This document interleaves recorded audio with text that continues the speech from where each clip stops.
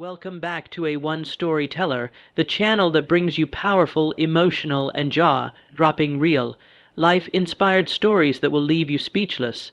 Today's story will shake you to the core. It's about injustice, racism, and the shocking consequences when those in power cross the line, especially when they mess with the wrong woman. So, sit back, relax, and watch how a routine stop turned into a career-ending disaster when a group of racist cops dared to handcuff a black female general. What she did next, let's just say, it changed everything. Major General Alexandria Carter had earned every inch of respect throughout her 32-year career in the U.S. Army. With a sharp mind, unwavering discipline, and an unshakable sense of integrity, she had climbed the ranks from a second lieutenant fresh out of West Point to one of the highest-ranking black female generals in American history. She had served in combat zones, briefed top-level defense officials, and mentored hundreds of young officers who saw her not just as a commander, but a role model. It was a Saturday morning in Arlington, Virginia, a quiet, upscale neighborhood filled with federal workers, diplomats, and retired officers. Carter lived just outside the city and often drove into Arlington for her favorite chai latte from a small veteran-owned cafe she liked to support. Her Range Rover Black, clean, with government-issued plates and bulletproof glass, was a practical choice for someone who had received both respect and threats due to her public service. She wore a dark gray zip-up, running pants and sneakers. Her hair was tied back in a neat bun. With no uniform, no stars on her collar, she was just another civilian to the outside world. But what should have been a peaceful morning would quickly turn into something far uglier. As she exited the cafe with her drink, she noticed a black and white police cruiser parked oddly behind her SUV. Two officers, white males in their early 30s, were standing nearby, eyes fixed on her vehicle. One of them pointed as she approached. "Ma'am, can you stop right there?" One of them said. Carter stopped, puzzled. "Is there an issue, officer? We received a report about a suspicious vehicle in the area." The officer responded, his voice flat but with a hint of accusation. "We're going to need to see your license and registration." Her jaw tightened. She'd experienced this before. Not in this neighborhood, and not since she'd reached the general officer ranks. But the memory of earlier days when she was just another black woman in America, not wearing her uniform, came rushing back. She handed over her documents without hesitation. "It's registered under my name. Is there a problem?" The officer glanced at the ID, then looked at her again. "This is a government vehicle." "Yes, you work for the government. I serve," she answered. That should have been enough, but it wasn't. The second officer chimed in. "We need to verify that. People have been using fake credentials lately. You understand?" "I do," she said slowly. "But I'm asking again, what exactly is the probable cause for this stop?" The first officer, whose nameplate read Tully, suddenly grew more defensive. "You matched a description, black female, late 40s to 50s, driving a dark SUV with tinted windows. Spotted in the area near some reported suspicious activity." "That's vague," she said evenly. "And I came out of a cafe, not a crime scene." Her calmness seemed to annoy them further. The implication was clear. She didn't belong here, they didn't recognize her, and that was enough reason to assume she was guilty of something. She wasn't yelling, she wasn't arguing, and yet they viewed her as combative just because she dared to question them. The situation escalated quickly. "Step away from the vehicle," Officer Tully said with an edge to his voice. Alexandria looked him directly in the eye. "Are you detaining me? We're investigating, and you're not cooperating." "I handed over my ID. That's not refusing to cooperate." "You're being evasive." "No," she replied, tone sharpening. "I'm asking for my constitutional rights." That's when Officer Denton, the younger one, reached for her arm. "Don't touch me," she said, stepping back. "Ma'am, we need you to step over to the curb while we conduct our search. You have no warrant, no reason to search my vehicle." Tully's tone hardened. "You're resisting a lawful order. We're placing you under temporary detainment for questioning." She didn't resist. She simply stood still, eyes narrowed, heart racing. Despite all her experience in war zones and foreign negotiations, the reality of being a black civilian in America, even one who wore a general's stars, settled cold and hard in her chest. Tully grabbed her wrist roughly and yanked it behind her back. Denton pulled out the cuffs. Before she could even register it, she was turned around and slammed against the hood of her own SUV. Her hot coffee cup fell and shattered on the sidewalk. The metal cuffs clicked tightly around her wrist. People nearby gasped. A mother covered her child's eyes. A teenager pulled out his phone and began recording. "You're making a mistake." She said, barely above a whisper, "You should have complied." Denton said, "I did comply. They didn't care. They never even asked why her name was familiar or checked her credentials properly. She wasn't shouting. She wasn't threatening. She was simply a black woman who dared to question their authority." They led her toward the cruiser. People began to gather, murmuring. One man, a cafe regular, called out, "What are you doing? That woman's a hero. That's General Carter." But the officers weren't listening. Alexandria, now seated in the back of the cruiser, stared straight ahead. Her breathing was steady, but inside the insult burned. She wasn't thinking about her ego or reputation. She was thinking about how many others had gone through similar humiliations without cameras, without witnesses, without the power to fight back. The worst part, she knew if she had resisted even slightly, the situation could have turned deadly. That knowledge haunted her more than the cuffs ever could. And in that moment, she made a decision. If they wouldn't listen to her, they were going to listen to someone above them. The inside of the police cruiser was cold, sterile, and humiliating. The reinforced plastic divider, the metal cage behind her back, and the tightness of the handcuffs digging into her wrists all blurred together into one surreal moment. Alexandria Carter, a major general in the United States Army, had been shackled like a criminal in her own country, without cause, without warning, and now without rights. She leaned forward, voice low but composed. "Officer, I am invoking my right to a phone call." Neither Tully nor Denton responded immediately. The car was still parked near the curb as they waited for backup, or perhaps for a supervisor to arrive. The tension outside the vehicle was growing, but inside the silence spoke louder. "I am a high-ranking officer in the United States Army," she continued. "This detainment is unlawful, and I demand immediate contact with a representative from the Pentagon." Tully turned slightly, annoyance in his voice. "You can make a phone call when we get to the station. You're detaining a U.S. military officer without charges," she said, keeping her tone cool but firm. "That's not a small mistake. Denying me communication with my command may constitute a federal violation." Tully smirked. "Lady, I don't care if you're the Queen of England. You're not calling anyone until we're ready." Alexandria clenched her fists. Years of battlefield discipline were the only thing keeping her composed. In combat, she had learned to assess, adapt, and then strike with precision. Right now, she was assessing everything: the officers' names, badge numbers, vehicle ID, the time of day. The camera mounted to the dashboard that they clearly hoped wouldn't record the nuances of their mistake. But something deeper settled in her chest. This wasn't just about her. It wasn't about being a general. It was about every black American who didn't have the credentials or clearance to make a call to the Pentagon. This was about abuse of power, and for once that abuse had picked the wrong person. "I am not threatening you," she said clearly. "But I am making it very clear that when you deny a general officer contact with the Department of Defense, you are escalating this beyond anything you're prepared to handle." Denton let out a chuckle. "You're in handcuffs, lady. Just calm down." She turned her head to face him. "My name is Major General Alexandria Carter, U.S. Army, serial number 7924-4481, C. I am a protected individual under the Uniform Code of Military Justice. You are detaining me under false pretenses. I repeat, this incident will be reported to the Pentagon immediately. I suggest you reconsider." There was a flicker of confusion on Denton's face, like he finally realized this wasn't the usual script.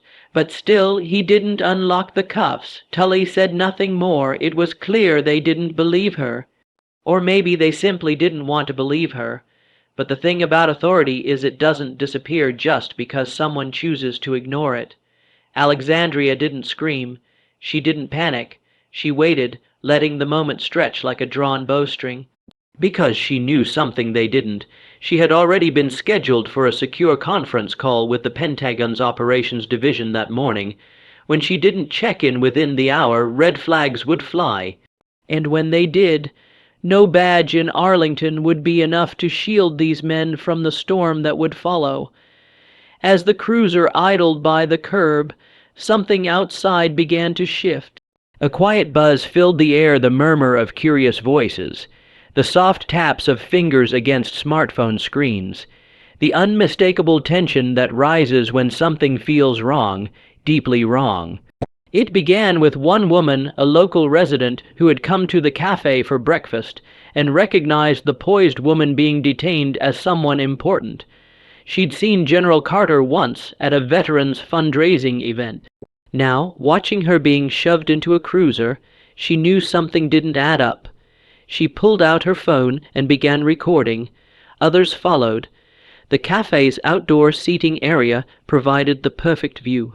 Within minutes, half a dozen phones were aimed directly at the cruiser and the two officers still loitering near Carter's SUV.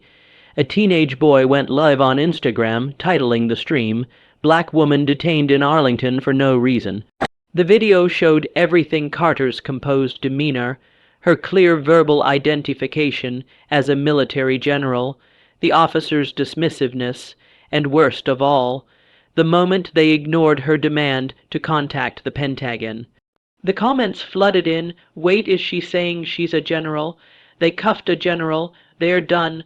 This is going viral in 3, 2. Inside the cruiser, Carter couldn't see the exact storm brewing outside, but she could sense it. The shift in tone, the slight stiffening in Denton's posture as he looked out the window and realized multiple people were filming, wasn't lost on her. The teenager filming from across the street caught audio of one woman yelling, "That's a decorated Army general. You're going to be on the news for this." Still, the officers pretended to be unfazed. What they didn't realize, however, was that the live streams weren't just going viral, they were being picked up by military watchdog accounts, veteran support groups, and eventually by someone on Carter's own Pentagon team. Within 15 minutes of the video going live, Carter's aide, DeCamp, a sharp young major stationed in D.C., received a ping with a link and the message, "Sir, is this General Carter?" The aide's blood ran cold. He knew she was scheduled for a 0900 check-in on a joint operations call. She was never late, never, and now she was cuffed on a sidewalk without cause, her rights ignored, her status dismissed. He called his commanding officer. Then the Joint Chiefs Operations Line. Then the military police office assigned to Pentagon Liaison Operations. Within minutes, sirens had been activated from Fort Myer. Back at the scene, the crowd had grown. Over 20 people now stood nearby, filming from various angles. The energy shifted from passive curiosity to collective tension. One man shouted, "Release her, man. She's a general. Are you out of your minds?" Still, Tully maintained his stance silent, arms crossed, pretending he was in control. But control was already gone, and the internet, relentless, merciless, and very much awake, was watching every second. The aide at the Pentagon's Operations Center didn't wait. Once he confirmed the identity of the woman being restrained in the viral footage, everything accelerated. Military protocol, when properly triggered, operates with swift precision. Within minutes, Major Ellison had sounded the alarm across 3 separate channels. He flagged the Joint Command Line, activated the Rapid Response Contact Group for high, ranking personnel emergencies, and personally notified General Sanders, a direct superior to General Alexandria Carter. The moment Sanders saw the video link, he slammed his fist on the table. "That's Carter. That's definitely Carter." He immediately called in his executive officer. "Contact the Office of Military Liaison, notify Homeland Security, and get Fort Myer Military Police in motion. I want boots on the ground 5 minutes ago." At the same time, an encrypted alert was sent to the Pentagon's Strategic Command Division. The alert didn't mention social media. It used the official language reserved for high-level security breaches involving officers under possible hostile detention. It didn't matter whether the threat came from foreign operatives or local law enforcement. A general being restrained without warrant had national implications. Back at Fort Myer, a quick reaction team was already mounting up. Their mission was clear: verify the situation, extract the officer, and de-escalate without public confrontation if possible. But when they checked the live stream, they saw the crowd, the outrage, and the rapidly escalating optics. Lieutenant Colonel Hayes, leading the team, turned to his radio.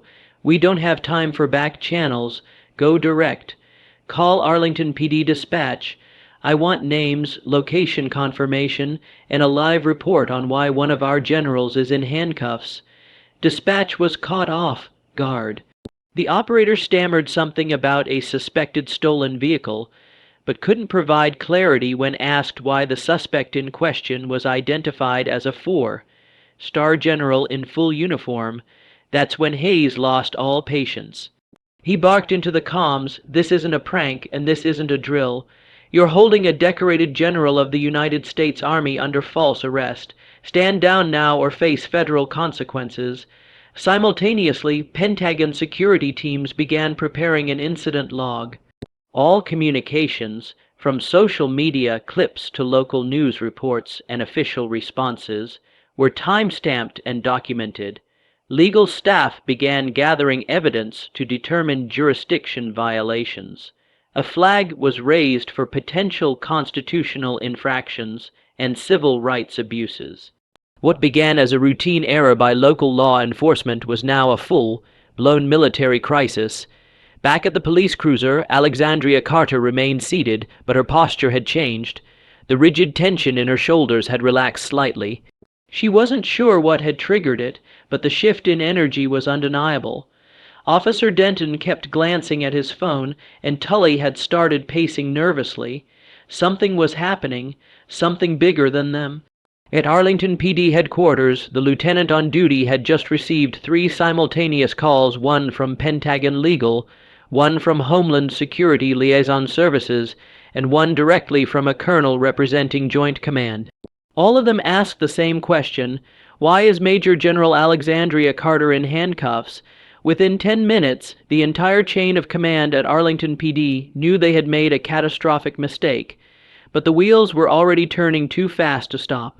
They hadn't just detained a high-ranking military official, they had done so publicly, without verifying her identity, and while cameras rolled from multiple angles. The Pentagon had been notified. The world had been notified. Now the fallout was inevitable.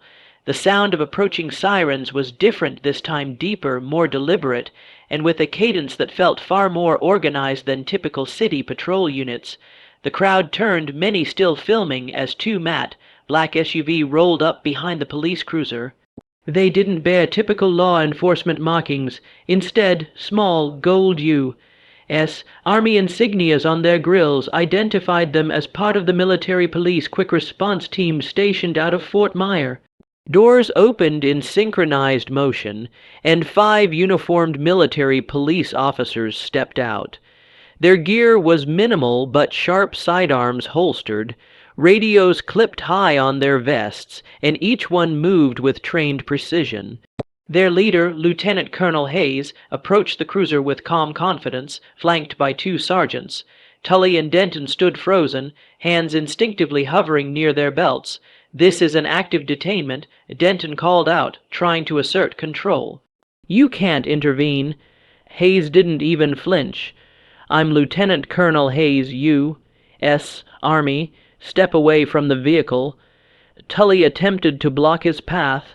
"We had probable cause." She matched the description of a car thief. "Are you suggesting that Major General Alexandria Carter, a decorated, high-clearance officer, stole her own government-issued SUV while in uniform?" That question landed like a hammer. The crowd erupted with fresh outrage. Comments on the live stream multiplied by the second. Hayes took another step forward. "This incident is now under federal military investigation. Your failure to identify and your unauthorized detainment of a general officer have escalated this matter into a jurisdictional breach. Stand down." Tully swallowed hard. He looked to Denton, but no backup arrived. No justification seemed strong enough anymore. They had realized it far too late the woman they mocked and restrained wasn't just another driver. She was part of the very machine that ensured the safety of the nation, and that machine had turned its gaze on them. The MP moved swiftly. One officer opened the back door of the cruiser. The other stepped forward and removed the cuffs from General Carter's wrists. Her expression remained composed, but her eyes, those sharp battlefield, hardened eyes, locked onto Tully's face with unspoken judgment. Hayes gave her a nod. "Ma'am, you're safe now. We'll escort you back." Carter nodded. "File every second of this, every name, every badge." As the MP began taking notes, documenting the police cruiser and photographing Carter's wrists, the local cops were made to step back. Hayes turned once more to them. "Do not leave this area. You'll be contacted by the Department of Defense and possibly federal prosecutors for further inquiry." The crowd, now numbering nearly 50, began chanting, not wildly or violently, but with a simmering demand for justice. Phones recorded every movement, every word, every reaction, and still the live streams continued. What was once a local police stop had become a national story. A storm was rising, one that no badge, no excuse, and no dismissive smirk could silence. The moment Alexandria Carter's identity was confirmed by the military police and the handcuffs clicked off her wrists, the clip exploded across every major social media platform. It was no longer just a live stream watched by a handful of local residents. It had now caught the algorithm's attention. Every major platform, TikTok, Instagram, YouTube, Twitter, began featuring the footage prominently. The captions varied, but they all screamed the same outrage. Black female general handcuffed by cops. Racial profiling gone wrong. She called the Pentagon. The scene outside the police cruiser, once a chaotic standoff, had transformed into a symbol, a representation of systemic failure and institutional disrespect. Influencers started reposting the clip within minutes, adding commentary that resonated with millions. Activists, journalists, military veterans, and ordinary citizens amplified the footage. By the time an hour had passed, hashtags like #GeneralCarter, #Justice for Carter, and #Racist Cops were trending at #1 globally. Newsrooms scrambled. CNN broke in with a special report. MSNBC brought in a retired brigadier general who immediately recognized Alexandria Carter and vouched for her impeccable military record. Fox News, trying to spin a different angle, initially questioned the context, but had to retract within the hour as her full credentials, awards, and service history flooded the internet. The video's power didn't just come from the image of her being arrested. It came from the composure she displayed, the way she stood tall, the calm with which she gave her badge number and demanded legal action. It was undeniable. She didn't flinch. She didn't scream. She held the line like a soldier under fire.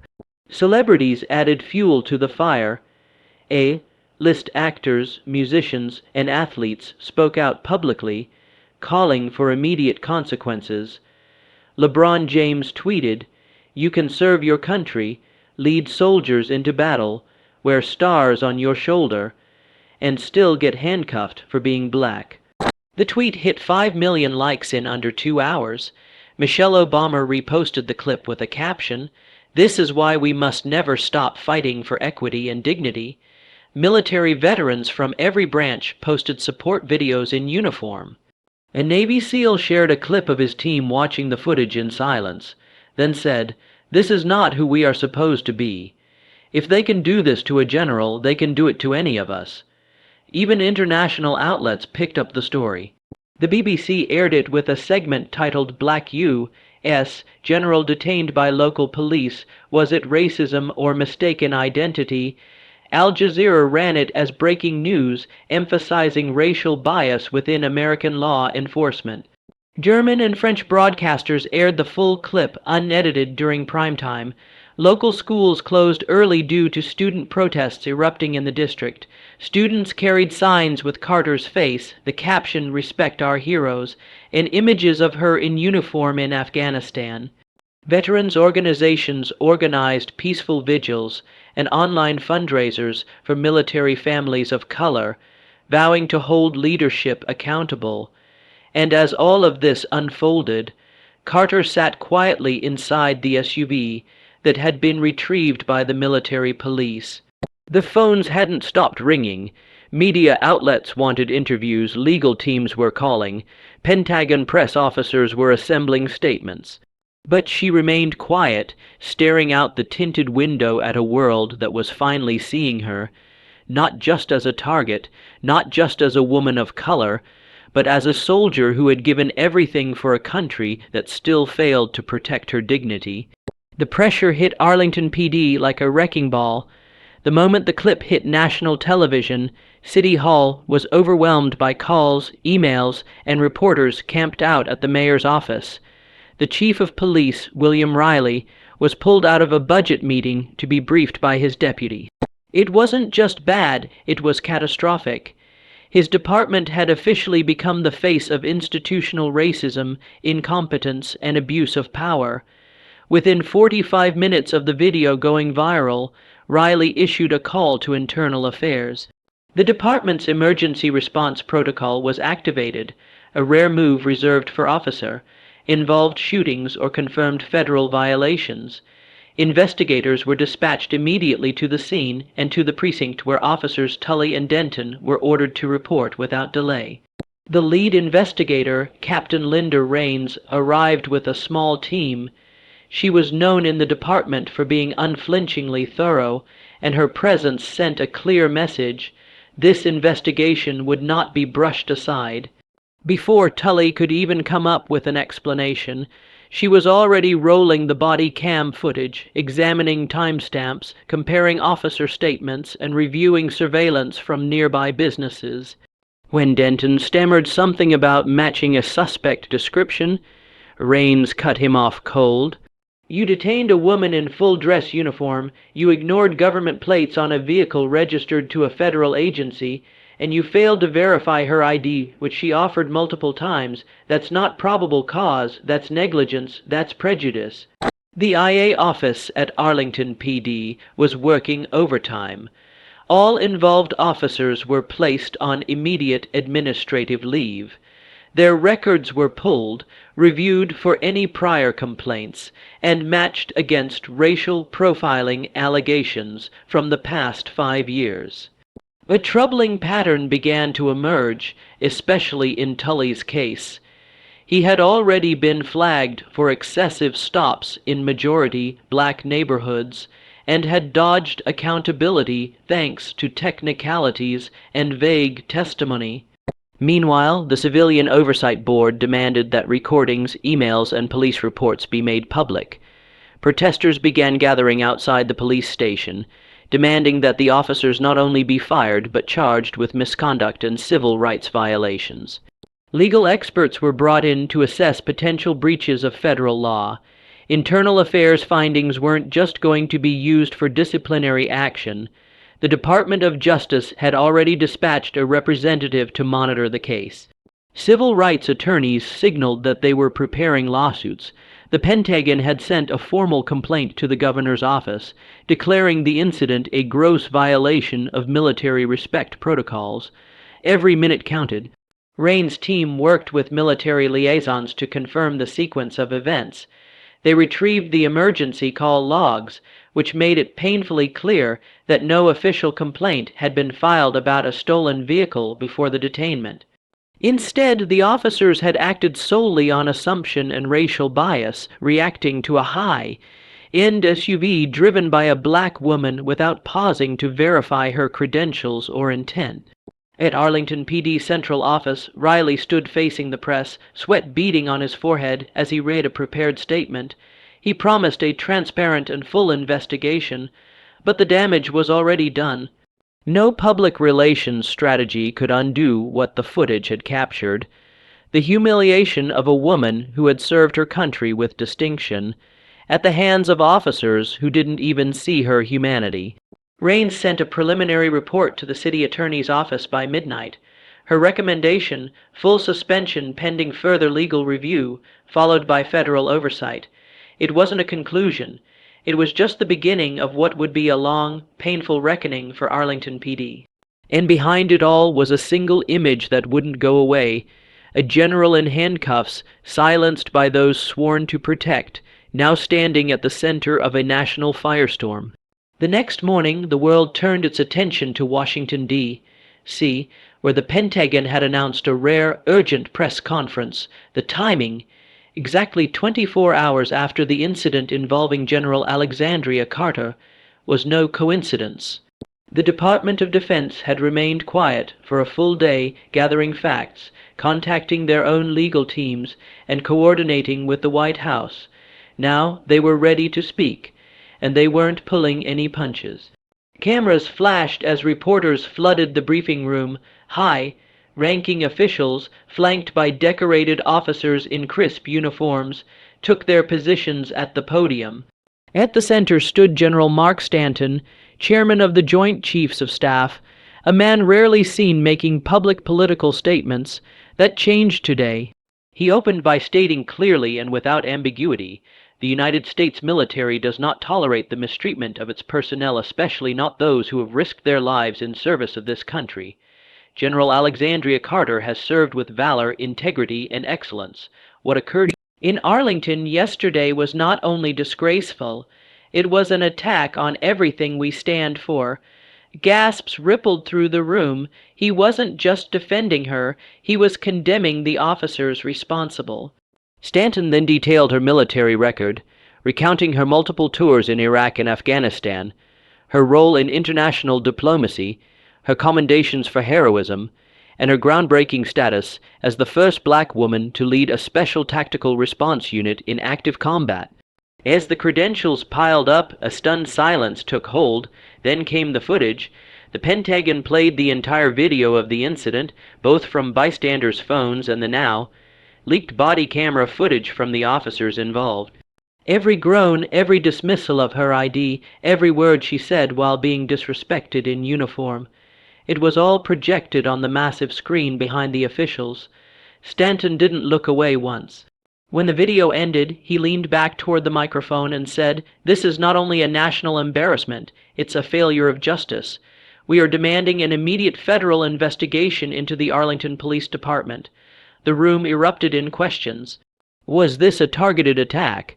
Will General Carter pursue legal action? Is the military planning to file charges? Beside Stanton stood Secretary of Defense Linda Morales, who took over and added the most shocking detail of the morning. Following the incident, General Carter made direct contact with this office. Her call was recorded. In that call, she did not ask for revenge. She asked for accountability. She asked that we take this moment to fight for every soldier, officer, and civilian who's ever experienced discrimination.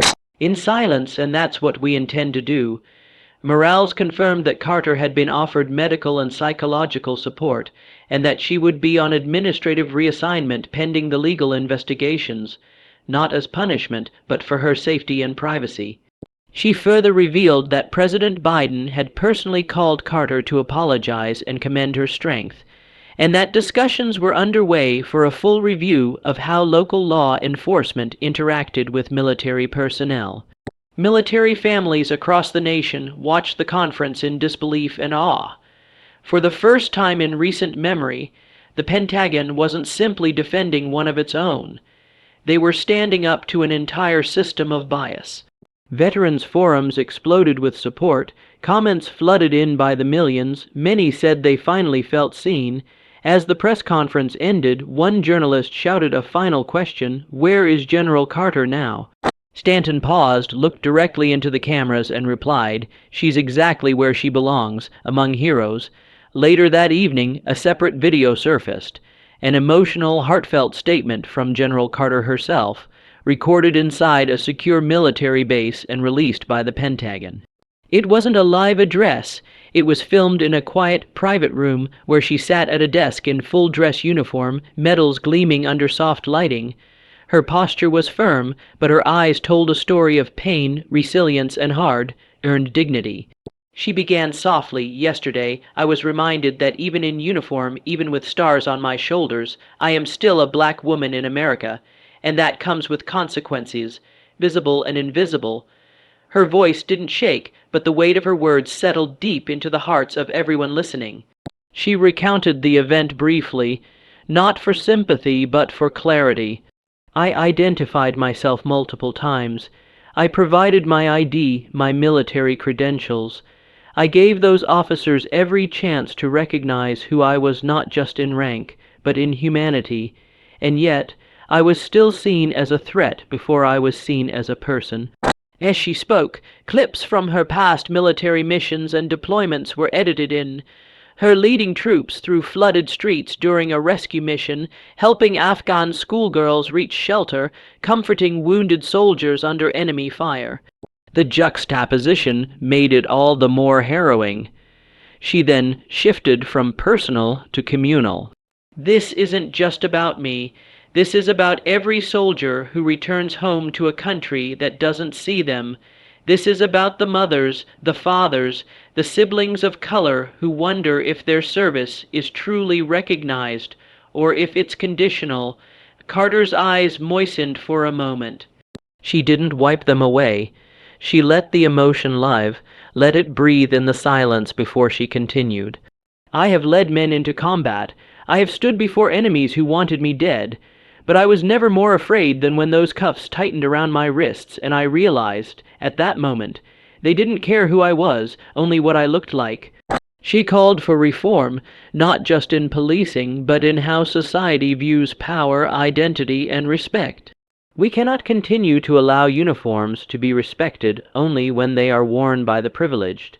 We cannot allow medals and service to only mean something when the face behind them is familiar to the majority. She closed by expressing her gratitude for the support she'd received and extended love to every veteran, every active duty service member, and every civilian who felt unseen. My mission has always been to protect this country. That mission continues, but now it includes making sure this country protects people like me too. Her final words echoed long after the video ended. I may be a general, but I'm still someone's daughter. I wear this uniform not to be feared, but to be trusted, and I will keep fighting to earn that trust, not just for me, but for all of us.